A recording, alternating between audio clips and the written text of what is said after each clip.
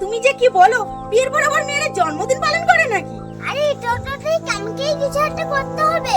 মা সবসময় আমার জন্মদিন পালন করে, মায়ের জন্মদিন কখনোই পালন করে না। আজকে আমি নিজের হাতে কেক বানিয়ে মায়ের জন্মদিন পালন করবো। বিস্কিটটা তো গুঁড়ো করে নিয়েছি, এক কাজ করি বিস্কিটের গুঁড়োটা আমি দুটো মধ্যে ঢেলে দিই। মা তুমি কি মনে করেছো তোমার ছেলে আজকে তোমার জন্মদিন পালন করেই থাকবে?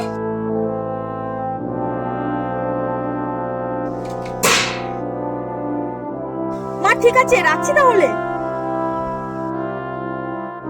মা এই দেখো আমি তোমার জন্য নিজের হাতে কেক বানিয়েছি। হ্যাপি বার্থডে মা। সেটা তো বুঝলাম, কিন্তু আজ যে আমার বার্থডে, তোকে কে বললো? মা তুমি যখন তেলের সাথে ফোনে কথা বলছিলে আমি সব শুনে নিয়েছি, আর নিজের হাতে কেক বানিয়েছি। না তো কেকটা কাটো। হ্যাপি বার্থডে টু ইউ মাম্মা। এই নে বাবা। হ্যাঁ, মেয়েরা বিয়ের পর জন্মদিনের কথা তো ভুলে যায়, কারণ সে তো শ্বশুর ঘরে আছে।